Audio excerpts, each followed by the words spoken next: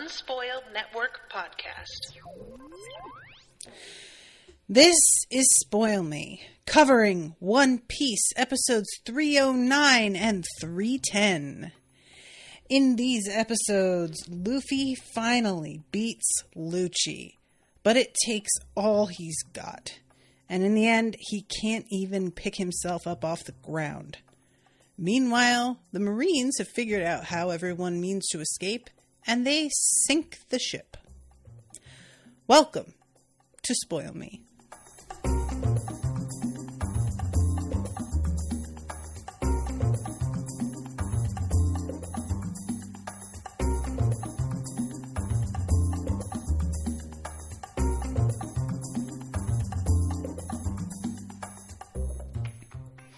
Welcome to the show, everyone. I am Natasha. Thank you very much to Bernadette for commissioning this episode.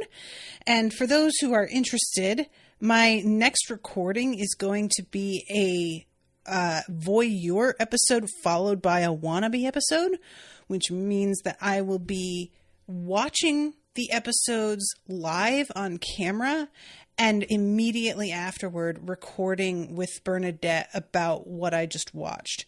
So what I see on camera is going to be like the first time I have ever watched those episodes. And that's going to be a little bit later on in the month because they're normally One Piece tends to be pretty back to back. But this one, I'm trying to see exactly what the date is here. And I guess it's probably on here. March 23rd. Okay, let me take a look because I know that some things got moved around here.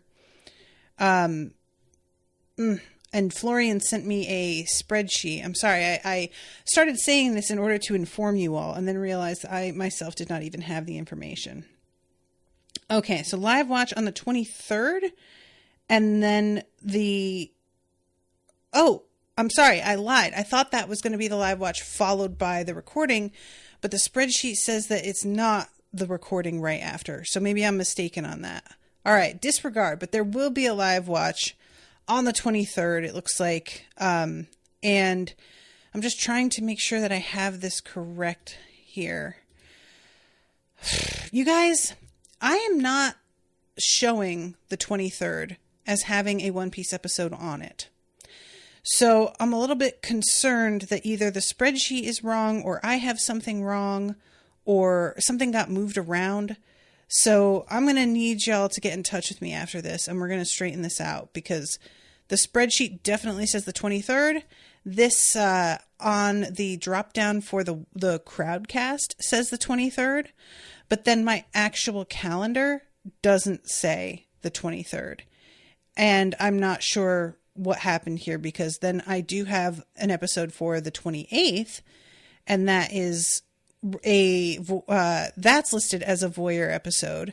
So I don't know if I moved something and everything else didn't update or what, but I just wanted to let you guys know because Florian says gonna double check maybe the spreadsheet is wrong. Okay, I just want to make sure that we're all on the same page here because I make mistakes. Candace makes mistakes. Sometimes you guys make mistakes. So I just want to make sure we're on the same, but I'm glad I looked just now. Anyway, all right. Those listening are probably just like, good God, get to the episode already. I'm so sorry. Yeah, these are some really like high event episodes. We pick up with 309 with Luffy still like on the ground steaming. Normally when you say on the ground, it's then screaming, but no, he is steaming. And bright red still. I really do like the effect of the animation with the like light coming out from under his skin. It's just so weird looking. And Usopp, off to the side screaming at Luffy, "What are you doing? Get up." And then we move into how everybody else is fighting throughout. And this is a really fun sequence. So we've got Robin, who is using her devil fruits to like have arms jump out of guys and grab the dude next to them and pull their heads into each other so that they basically like crack noggins and fall down. She does the thing where she trips a bunch of guys and they go down the stairs and fall into this heap, which then Nami comes in and electrocutes all of them with her Thunderball.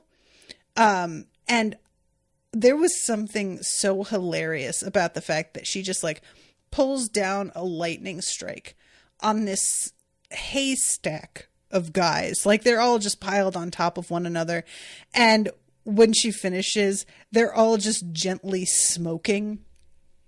And one of the dudes, there's like a trio that get up after this attack. And it's supposed to be very clearly that like a bunch of these men have been felled, but then there's like a few outliers who are much stronger than their compatriots. So one of them is the bearded dude who's wearing like a Marine uniform, but it looks like him and the other guys here, they're wearing like capes and they have a sleeveless uniform underneath. And the one in front has the beard. Then there's a guy off to the left and he is wearing what looks like a combination of like Ray-Ban ski goggles. And his hair comes up off the top of his head. His hair is white and he's got a very pronounced widow's peak. And then his hair comes up off the top of his head, off to the side in a sort of like a Cupid doll or a Hershey's Kiss, kind of like up curve to the left sort of thing. It's a really interesting look. It's not as crazy and ridiculous as some looks that we have seen, but it is enough to make me wonder for a second if he's wearing a hat. I don't think so. I think it's his hair.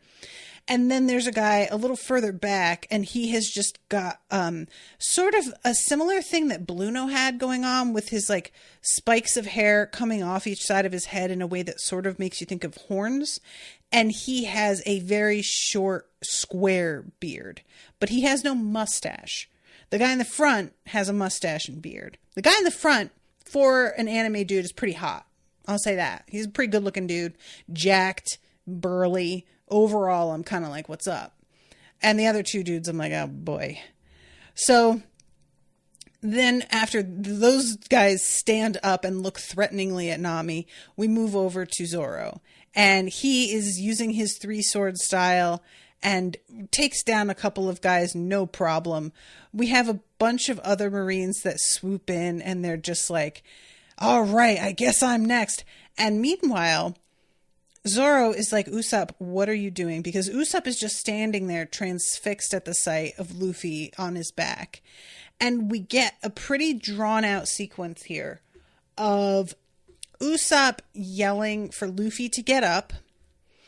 And then it's pretty funny. He yells at Lucci and is like, he says Lucci, and then when Lucci doesn't respond at all, he says, I know you can hear me. Which I did appreciate because, like, Lucci genuinely is ignoring him in a way that is downright rude. Like, Lucci, look, you can beat the shit out of my guys, I guess, but don't you ignore them. Like, what the fuck? So eventually, when Usopp manages to get his attention and he says to him, I'm your opponent now, Lucci just very slightly turns his gaze to Usopp, which causes Usopp to like take a literal step back. Like, bless his heart. He wants this guy to pay attention to him, but then the moment the dude does, he's like, oh God, he looked at me, which honestly, I really do understand that. And he is, you know, he's saying like, I'm going to go up against you. And I'm like, look, I admire what you're trying to do here, Usopp, but I just don't see how this can go any other way. Of course you're going to lose. This guy is way too much for you. And I didn't see what it is. Like, I didn't see a way out of this for him. The way that he is challenging Lucci. I was waiting for Lucci to just jump over here and absolutely destroy this little guy. And it wouldn't take him a second, you know? So Lucci looks at him and spits on the ground At which point, Usopp calls him a kitten. And I was like, oh, word?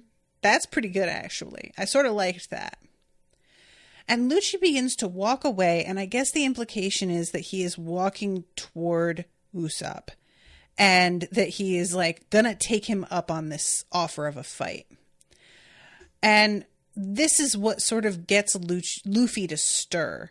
And he's, like, yelling at first at Lucci, don't go, don't, like, your fight is with me, what are you doing? To which Lucci, actually not totally unreasonably, is like, dude, you lost. All your friends are just gonna die anyway. So I'm just going to get that part of this whole thing started. And Luffy is like yelling at Usopp, you idiot, you're going to die. What are you doing? And basically what Usopp says is, oh, really? You don't want me to fight him? Then how about you get up off your lazy ass and move and do something about it? Which, like, I really do get what this is supposed to be, but it felt very harsh, you know? And this happens throughout these 2 episodes. It's just everybody sort of yelling at Luffy to get up and stop with this laying on the ground stuff.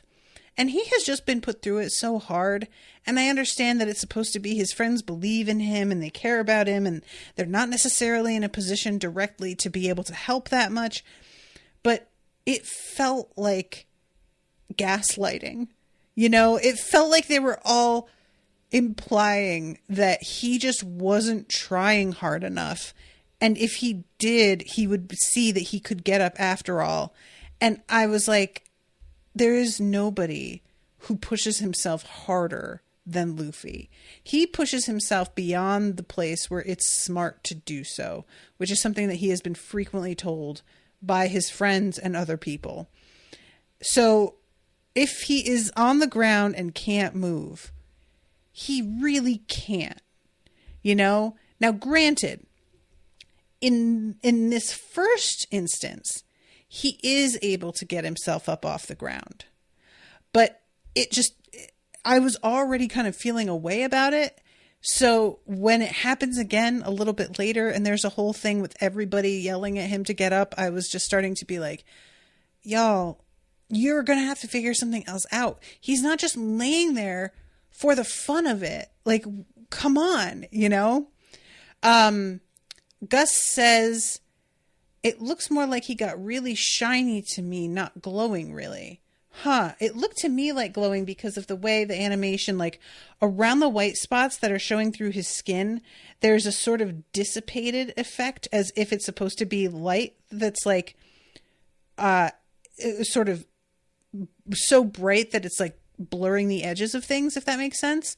So it definitely felt like glowing to me, but, anyway, did you get a chance to listen to the Japanese voice acting? No, I'll admit, I did this one in dub. I had forgotten that you mentioned that, Gus. And I didn't have a chance to like do I didn't have time to view the episodes twice. So yeah, sorry about that. I know that you mentioned that, but I completely forgot.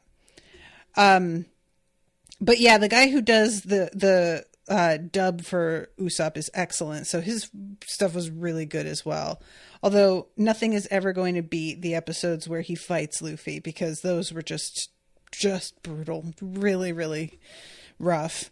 And I want to mention as well, throughout all of this, like with Usopp yelling at Luffy, the camera is like behind Usopp, because what the positioning of everything is that Luffy is on this tower and he is lower by probably a good like 100 feet. And Usopp is positioned on the edge of the bridge of hesitation that got like busted up.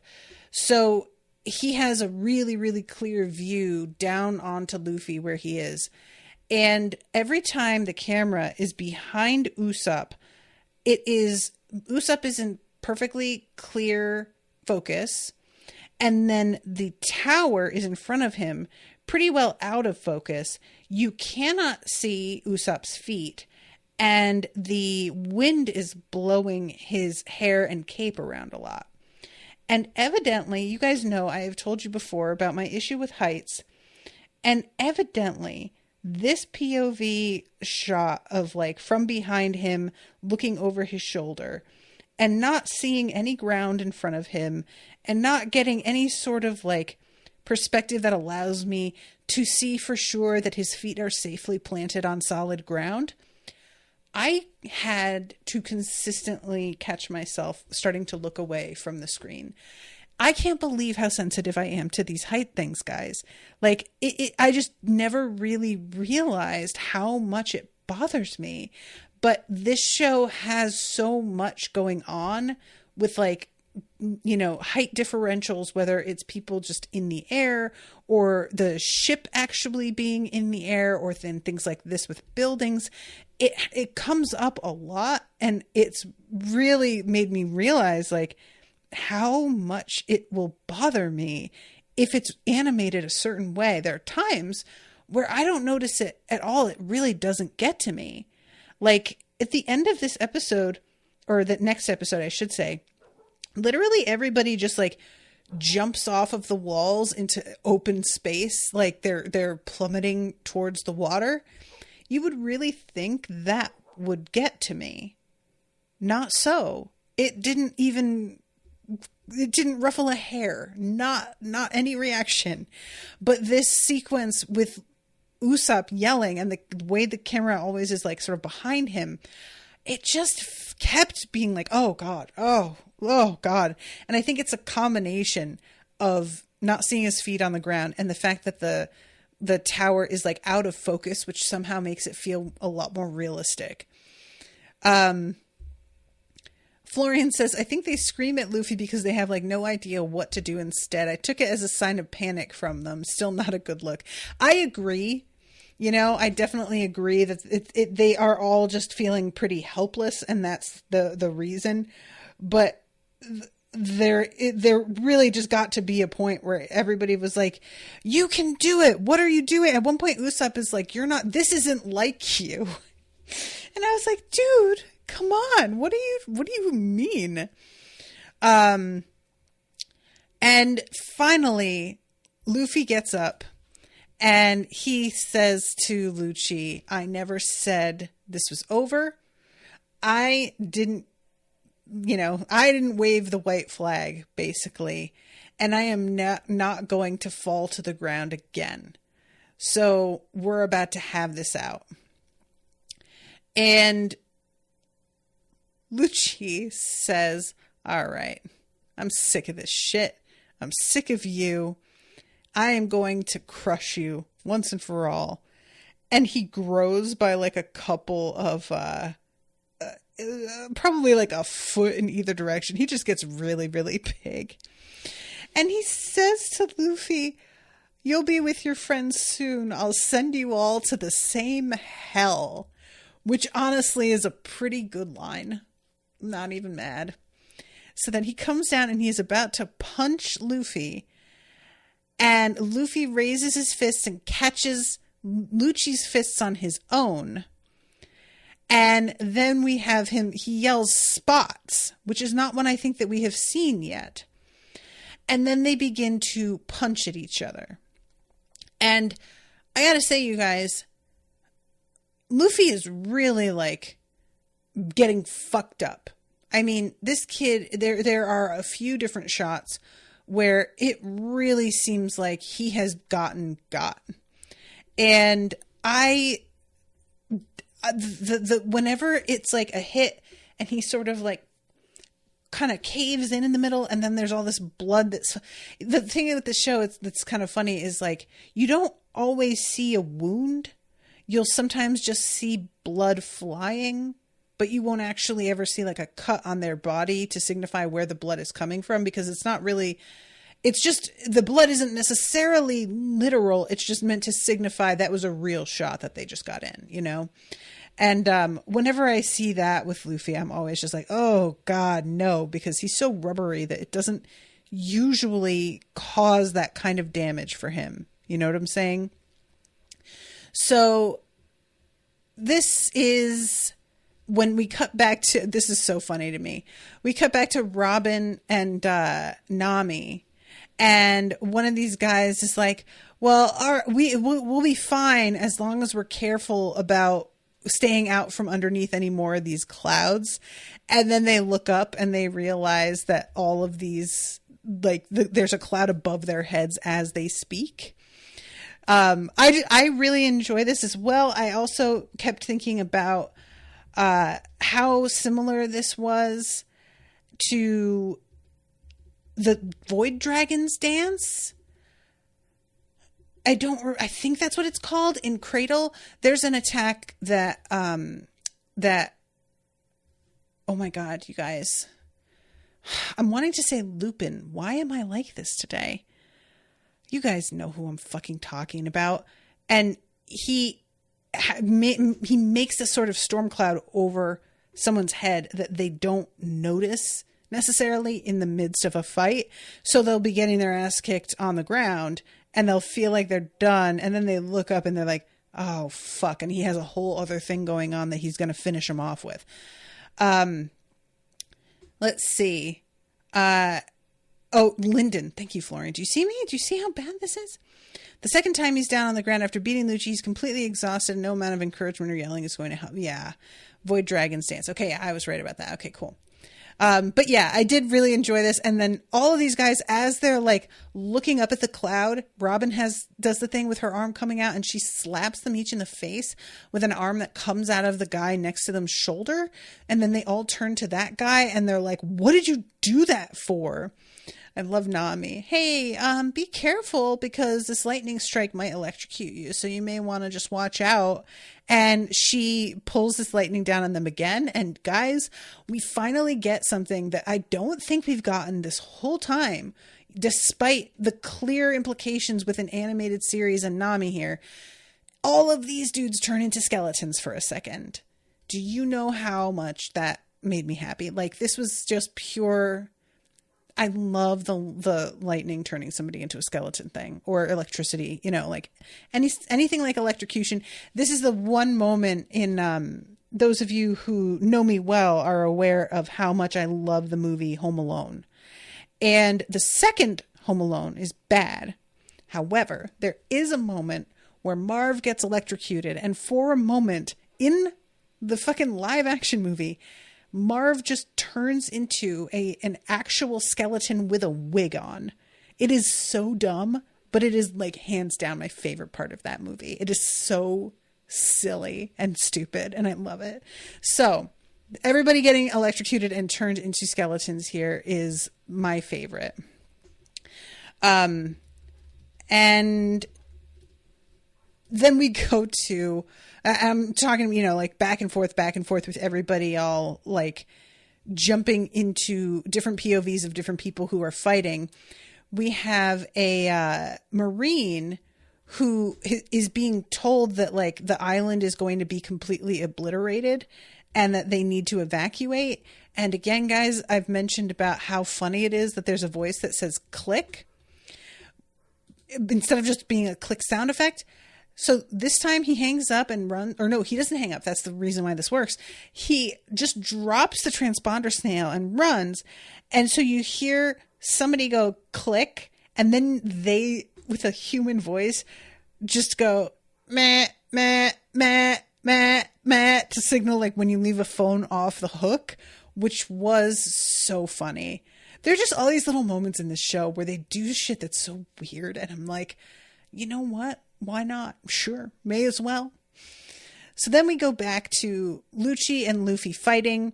Luffy gets like pretty much laid out here. And in the midst of all of this, we're jumping between Usopp fighting, Nami fighting. We go to Frankie at one point and he's fighting this guy who ate the berry fruit. And it was kind of like unclear to me exactly what was going on. He was surrounded by all of these little balls that like launched themselves at him, and Zoro jumps in and saves him from all of these things that are all these projectiles basically, which allows Frankie to focus long enough to grab the one guy by the head, because he has like a disembodied head in the same way that, like, what's his face, the clown guy, was able to cut himself into pieces and just sort of float around in the air. And I guess the balls are other body parts that he has made into like round, like a berry. And they can launch themselves like independent of any other propulsion. It's a really weird bit. I don't really like, I kind of found it funny that this ability, and there's another one later, but this one especially because it's so strange, it's just sort of dropped in here and dealt with really quickly, and there's not a lot of time spent on it. But buggy, and Gus says off-brand buggy. Yeah, a little bit. And so Frankie grabs him by the head and just launches his head into the wall of the ship facing them. And there was something very funny about how, like, kind of quickly this guy was dispatched. But then we have the confrontation between Zoro and the guy who is ate the rust fruit. And this was dope, actually, because first of all, we haven't really met anybody whose abilities work so specifically well against Zoro. And this guy grabs a sword, turns it into rust, and the blade completely vanishes in the matter of a second. And Zoro you really get a reaction out of him. He looks flipped out. And the sword that this guy destroyed was the Yubashiri. So Zoro's upset. And this dude, as it turns out, like, I'm thinking rust, what good does that do on people? Like, if he doesn't have this weapon. Well, it turns out he can use the rust on bodies, and he just seizes up Zoro's joints, essentially. So it's a real, like, freaky kind of power. And it apparently stops working the moment he lets go. So once, I think Usopp is the one who saves his ass. This guy is like gripped him, and there's a moment where a shot comes in from Usopp and he goes down, and then Zoro goes back to normal. And I was very relieved, because I was sort of like, if this stays and he can't fight the rest of this, I don't know what we're going to do, like, he's an MVP. But it seems like it completely resolves itself. So I guess we're fine. I also really appreciated that this gave a moment for Usopp to save Zoro's life, because at one point Usopp is fighting a bunch of dudes and they are not being hit. Like, Usopp is doing his best to hit these guys. There's like 4 of them, I think. And they're just not, they're able to dodge everything. And he cowers and puts his arms over his head. And then from behind him, I think Zoro is the one who sort of, lashes out, takes all of these guys down at the same time. So when Usopp looks up, he's like, oh, I just like shot them so quickly that they didn't realize they had been hit for a second. So there was a part of me that was feeling a little bit salty over the fact that Usopp was like still being clowned on a little bit. And then he got a moment where he was able to get some of his own back and help Zoro in return. And I just was very glad to see that we got that moment for him, because I have no problem with Usopp being a bit of a joke and still being a coward and afraid of people sometimes. That's fine. But I want him to, it really needs to be like a balance now where, yeah, we'll have those moments, but he is still managing to be a badass anyway, So yeah, this Rust guy, I think that's like the last we see of him. He gets taken down. And then we have like the last moments of the episode with Luffy, and he is going really, really hard on Lucci now. And this is like probably the most intense we've ever seen Luffy. And we have seen him really go for it with some people, but he's doing Gatling here, and he starts screaming. And as he's screaming, the music is, I didn't recognize the music that they used in this section. And I don't know if it's just very infrequently used, or if it's actually the first time that we have ever heard it before. But it sort of got my attention, like how important this moment was, because they used a bit of score that I had never heard. And then he starts picking up such speed with his Gatling that his arms like literally disappear because he's moving so fast that you only see like the round of his shoulders, and then his arms are invisible because he's moving so quickly. And he winds up basically like busting Lucci through the wall behind him, and Lucci goes down. And then we have one of these Marine guys on the mic announcing to everybody that Lucci has gone down. And, you know, they really sort of hammer it home, pun intended. He is the most powerful out of all the CP9 agents, and he has been defeated. And all of these dudes who are listening start to be like, these pirates are too powerful. And the episode ends with Lucci being like, yeah, that's right, but he's on his back. He is not okay. He beat Lucci, but he is like fucked up.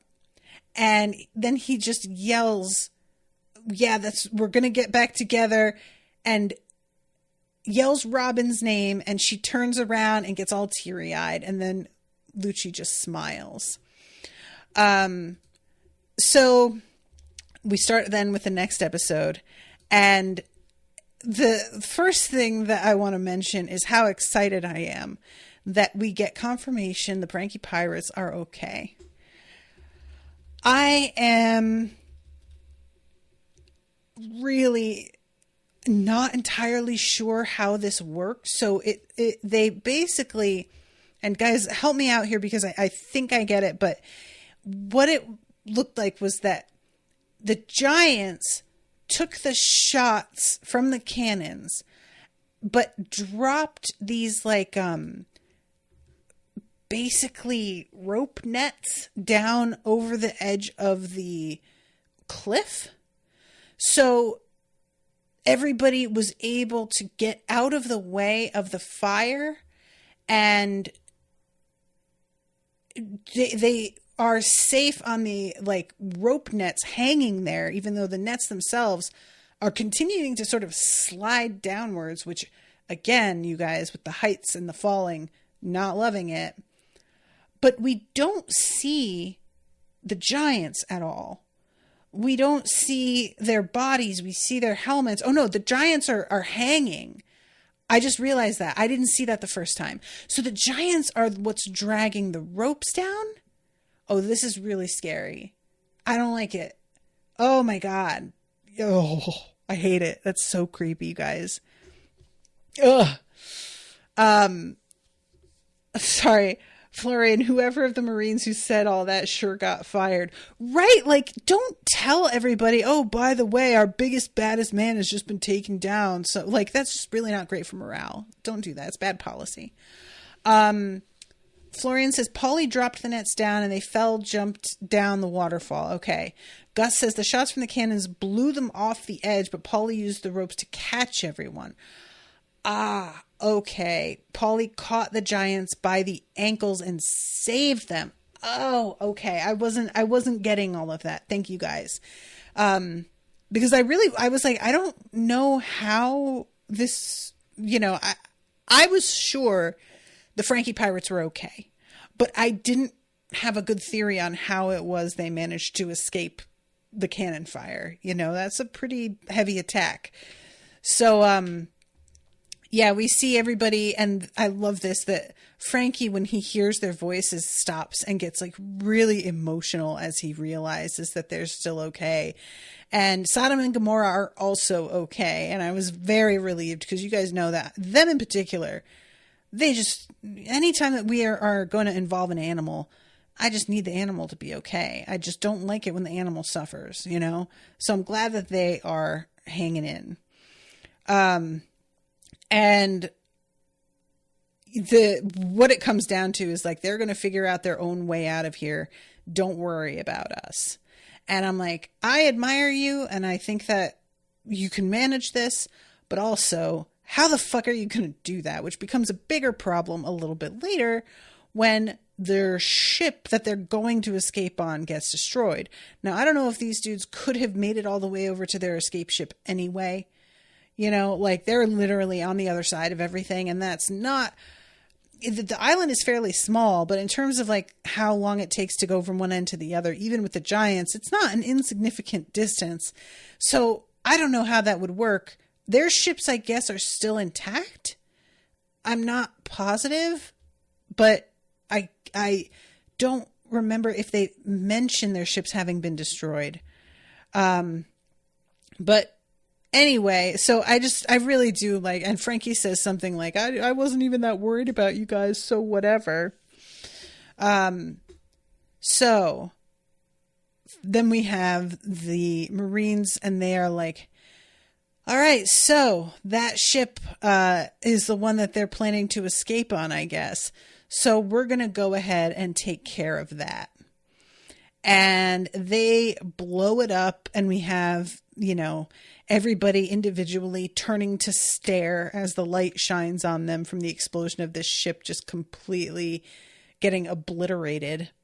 And it is what sort of interrupts this fight sequence, because Frankie is still going at it with a bunch of dudes. We have Robin, of course, using her power. And I have to say that, like, there's something really fun about watching Robin in the midst of this, because everybody else is sort of like grim-faced as they fight. But Robin, there's a sense of delight from her because she's free and can fight back now and has friends behind her who are throwing down on her behalf.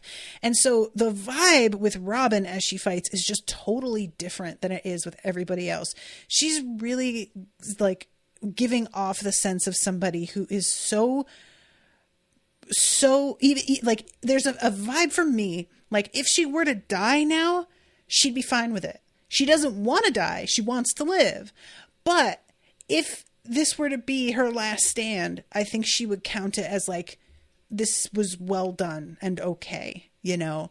And also just getting to wreak havoc on the people who have made her life miserable fucking forever also counts for something. So meanwhile, this is when Luffy is like unable to move and Usopp is yelling at him. Everybody starts yelling at him. And, they're trying to figure out how the hell they're even going to get out of here, because they don't have the ship to rely on anymore.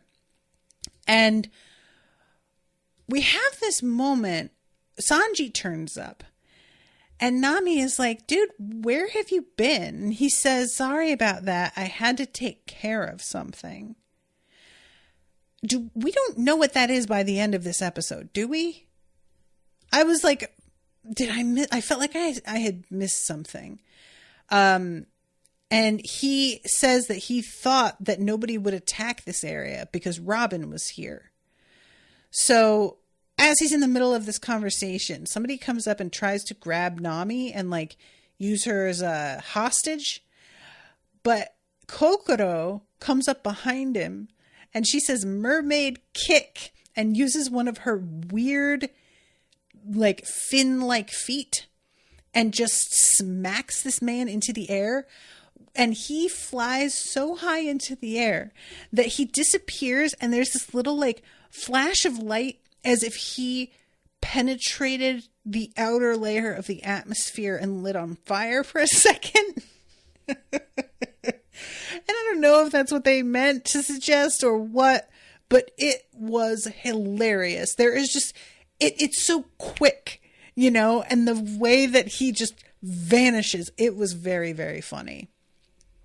So then we have that one like intensely badass looking dude from the Marines, and he just says fire, and they are firing on the bridge on their own men. And a lot of the Marines are not super happy that this is what they're being asked to do, but it seems like anybody who was putting up objections is just fucking not talking anymore. We see a lot of the Marines go into the water and our friends are just desperately running, trying to get out of the way of the cannon fire as it creeps up behind them. It's a pretty stressful sequence, to be honest. Like, Chimney and her cat rabbit go rolling away in a way that made me feel like really worried for them, and I don't think anything's actually going to happen to them, but it was just a moment of like, oh, not the little kid and her pet.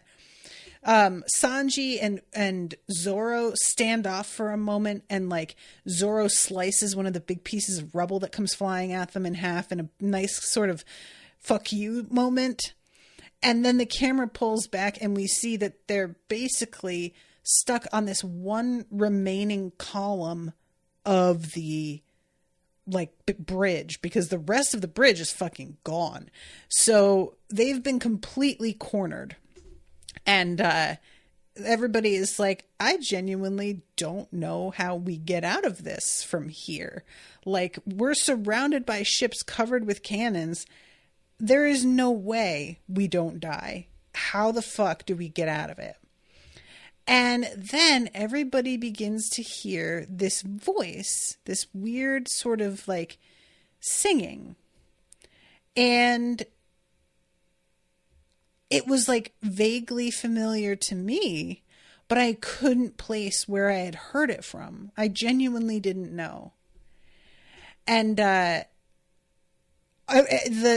whole way that this goes, I'm like wondering if this was what Sanji, when he said I had something that I had to go take care of, like, was it related to the Mary? I don't know. But like, as this is all going on, Luffy is still on the ground and he's like trembling. He's trying so hard to move and he can't make himself move. And I'm wondering if this is like, obviously there's the aspect of like, he's just totally exhausted and got the shit kicked out of him. Yes. But also, is it possible that the second gear and third gear that he used did something to completely wreck his body in a way that he's going to need to really recover from? Like, in the same way that maybe what happened to Chopper, because both Chopper can't move either still. Everything that he is saying and contributing is happening from the ground where he is still laying completely immobile. So I'm wondering if like Luffy's abilities have a higher price than he realized even. And I'm hoping that's not true because I'd like for him to be able to access this. At the same time, I do kind of like when things come with consequences and super huge powers aren't totally effortless. So I don't know. But either way, the voice begins. Usopp is the one who really recognizes it immediately, which makes sense. Like, he doesn't know where it's coming from for a second. He's the first to put it together. And then when Chopper hears it, he starts yelling translations to everybody and says, like, it's saying to go below, jump down.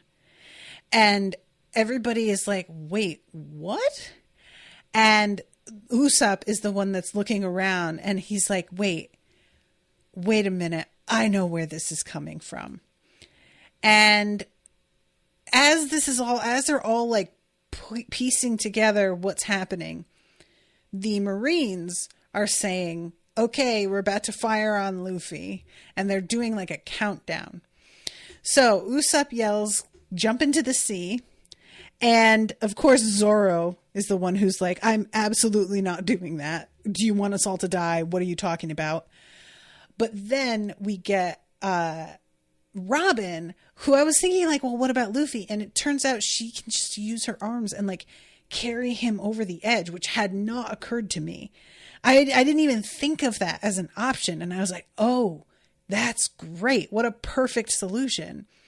So we have her hands like appearing under him and sort of rolling him over and over to the side. I love Luffy's face as this is happening, and he's just like, what the fuck?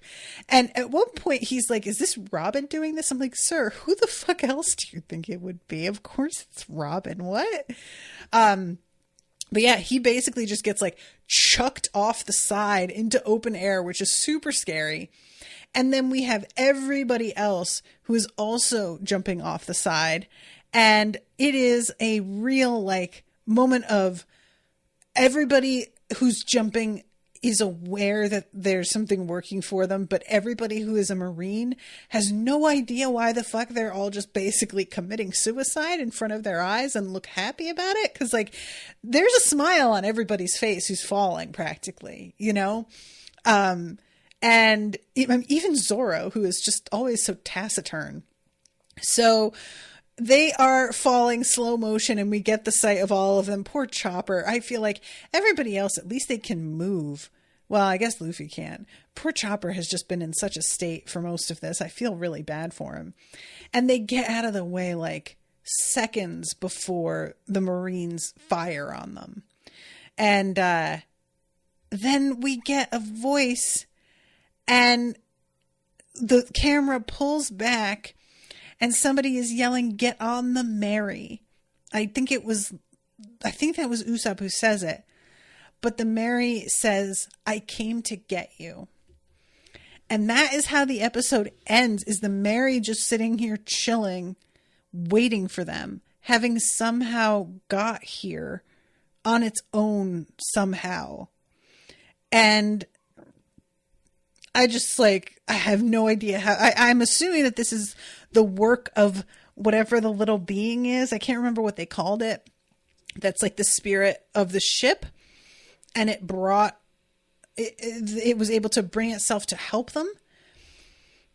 I don't know if Sanji had anything to do with it. Like, because him disappearing as he did, we saw him on the stairs and stuff. I don't know what's going on with him.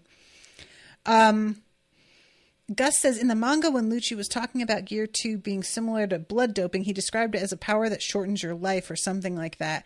Yeah, so that was what I was sort of thinking. Florian said, did you know what was going on here? Absolutely did not. No, definitely didn't. I did not put it together at all. And when the Mary shows up, for a moment, I thought we had gone into a flashback sequence until I saw everybody like in the air in the upper corner. And then I was like, oh, the Mary's here? But it took a minute. Like I definitely did not get it. So yeah, I'm really surprised. I don't know. The Mary was in like bad shape. So I don't know if it got repaired by somebody and was made seaworthy again, or if it dragged itself out here as its like final voyage, or, you know, what it thinks is its final voyage.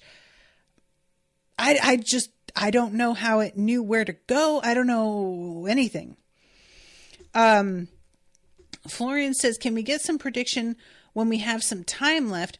What happens with Robin, Usopp, Frankie, and the Mary? I don't know. Like with Robin, part of me wants her to go off on her own. I like that she has found real friends and is like, was able to have some validation that there are people who care about her and are just going to have her back. But she still hasn't really felt like a part of the crew to me. So either I would like her to go off on her own, or I would like her to be part of the crew for real in a more genuine way than she has been, and see what that looks like. In terms of Usopp, I am the main thing that I want, you guys know, is for Usopp to like tell Luffy and Chopper that he is Sniper King. That is, he had better rejoin the crew. Like, I just don't see him not joining the crew. Like, come on, he has to be back now. Frankie, I don't know. Like, I feel like him and the pirates maybe could figure out a way to turn what they do into a force for good. Because what they've been doing, right, was just basically disassembling ships and like stealing. If they could do that with wrecks instead of like ships that people actually want and make them better or work to do something to like defend Water 7 or I don't know, just make whatever they were doing for purely money become something that they do because they have grown to be better people that care. That is what I would like to see. The Mary, I have to assume the Mary is back forever. And I don't know what that will look like, if it's been repaired or if they're going to figure out a way to repair it. But it seemed like pretty certain that professionals were telling them the ship was not seaworthy anymore. And here it is. So something big had to have happened. And I don't know what that could have been. If it's Iceberg that stepped in and did something, you know, like, I don't know. Florian says, oh, and Kokoro, yeah, what to do with her? My main thing for Kokoro is I want her to not drink anymore. Bitch cannot handle it. She is a drunk, and it's out of grief, and I get it. I sympathize, but sis, get your act together now, okay? Just fucking get it together. Florian says they did kind of defend Water 7. They were also low-key bounty hunters. That's true. But that was, again, just for the money. They weren't trying to defend anybody. They were just trying to catch people for money. The defending part was kind of like an unintended side effect, if anything. So, yeah, I really want them to sort of become better public figures that are more... They are obviously all have hearts of gold. So, like, be better, you know? So, I am, what I want for Kokoro, like, I want her to be a better mom to Chimney, because Chimney, like, it's not like Chimney has seemed like she's in a bad place. It's more that Chimney is on her own a lot of the time, and Kokoro has just been there to, like, provide food and housing, but hasn't been with it. And I would like her to be more consciously raising Chimney. And Chimney is just, she's one of those children that it's like, it could go either way, because she's really smart. So like, if you're real smart and you're kind of left to your own devices with no adult supervision, that can go real bad real fast. So I want Kokoro to get her shit together, and I want her to like train Chimney somehow, and whether it's like being a shipwright or I don't know. Oh, that's true. Florian says, I mean, this is a big deal, attacking a main base of the Marines like that. You know what, Florian? I haven't been considering anything in that light, but you're right. Like, this is a really big deal. So they can't just all go back to their lives, I guess. I wasn't even really thinking about it like that, but you're right. So then what? I guess they all, like, could we all just become part of a big fleet together? I would be cool with that. Because the Frankie Pirates, if I'm correct, they still have their own ships. So if they all like sailed off with the Strawhats and they all became one big fleet, I just don't know what happens then. Like, do you just engage in open warfare with the rest of the Marines? These guys took a beating here. They aren't ready to just turn around and keep fighting. And they're going to be pursued. The people that were about to blow them up are also on ships. So, you know, I don't know. I really don't. I have to assume it's going to be a chase, but like maybe they open or close, I guess, the doors of the gate so that there's like those whirlpools again that start to, you guys, I don't know. I'm sorry about the dog barking. There's a couple of people here who are looking to adopt Sam. And so Owen is in the backyard with him, and our neighbor's dog, she tends to get a little bit worked up because she wants attention when there's other people in the yard. I hope that you guys will wish me luck on getting Sam a home, because he really needs someplace. He's getting big enough now that it's going to be a problem to keep having him here with Pippin and not being able to train him properly. So anyway, sorry about the barking. Florian says, I cannot wait for what is to come. Hee. What a tease. Yeah, we'll have to get this live watch straightened out. As for what it says on my calendar, though, and I'll say that this is like the one that's the voyeur episode followed by the wannabe. Those two are showing up back to back for me on the 28th. So maybe, Florian, it's just that it was still in the spreadsheet and on my Crowdcast with the old date before you got in touch with me, because there was a whole like kind of mix up with putting certain dates in the right spot for the voyeur and stuff. And I had to go in and change some things around. And I think that maybe the other stuff didn't get updated. So I think the 28th is the correct day. So if you guys want to come out, I believe the live watch is at 4 p.m. Central Standard Time on the 28th.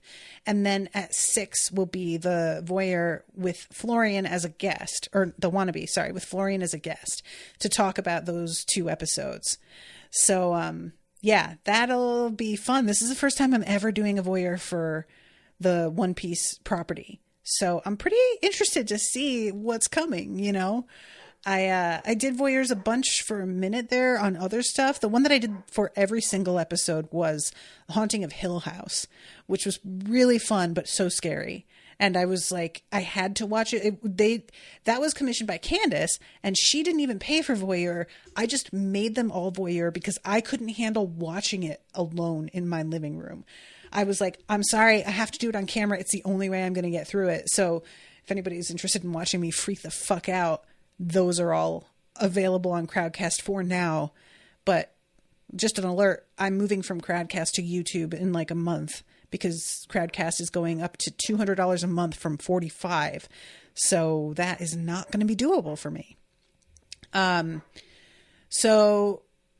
Florian says Bernadette as a guest. He booked it, but it was Bernadette. Thank you. Okay, that's what I thought, but then I saw your name. Okay, I got it. Thank you, Florian. All right, so I'll be live watching, and then Bernadette will join. Okay, cool. All right, guys. Well, thank you all again so much for hanging out with me. Appreciate you a lot. And I'll be seeing you then. Until then, toodaloo, motherfuckers.